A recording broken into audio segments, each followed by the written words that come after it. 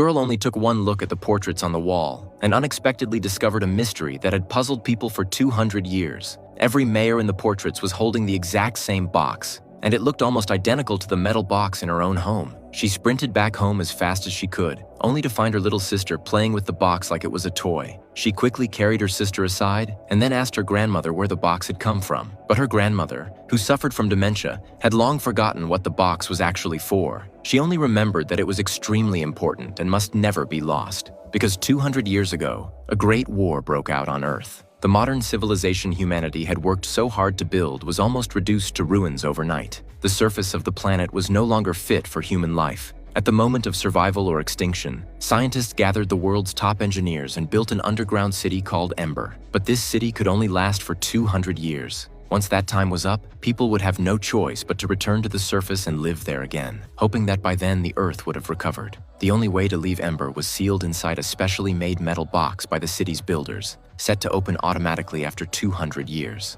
The box was first entrusted to Ember's very first mayor, and then passed down from one mayor to the next. But after the 7th mayor died unexpectedly, the box was somehow forgotten and left collecting dust in a corner. 200 years later, people had almost completely forgotten that the old world had ever existed. They even believed that outside the city there was nothing but endless darkness. What made things worse was that Ember's core generator had already grown badly worn out. The blackouts were happening more and more often, and every outage lasted longer than the one before. In Ember, once children turned 12, they had to leave school and start working. Dune dreamed of becoming an excellent electrician so he could save his collapsing home. But things didn't go the way he hoped. Jobs were assigned entirely by lottery. The assistant electrician position was taken almost immediately by someone else, and all he got was the job of messenger. That left Dune deeply disappointed. Luckily, his friend Lizzie drew the job of pipeworks apprentice, which at least gave her a chance to get close to the generator. Lizzie had always dreamed of being a messenger, so the two happily swapped jobs. To celebrate Dune's graduation, his inventor father gave him a gift,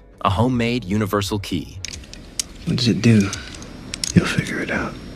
The next day, Dune left early for work. But on the way, he came across a giant moth with an injured wing. Having grown up in Ember, he had only ever seen creatures like that in books. Dune quickly took off his shoelace and carefully wrapped the moth's injury. A little while later, the moth flapped its wings and flew upward toward the top of Ember. "Where'd you go?" When Dune reported for duty, he realized the job was nothing like he had imagined. His supervisor didn't even give him time to adjust. He immediately told him to change into his work clothes and carve his name into his helmet. That way, if something happens, at least we'll know who you are. While carving his name, Dune asked where the generator was. But when he turned around, his supervisor had already fallen asleep. By the time the man woke up, it was already time to start working. Dune had no interest in the job at all. His mind was still stuck on the generator. So while his supervisor was dozing off again, Dune secretly took Ember's structural map. While trying to find the route to the power station, he unexpectedly discovered a passage that had clearly been erased on purpose. Driven by curiosity, Dune followed the hidden passage deeper inside, and in a corner, he found a secret room. Unfortunately, the iron door was locked tight and there was no way to open it. Dune had no choice but to leave in disappointment. But soon after, he spotted another strange passage. He climbed up along a rope and discovered that it led to Ember's food storage room. But the supplies on the shelves were already running dangerously low. And yet, not long ago, the mayor had assured everyone that there was still plenty of food.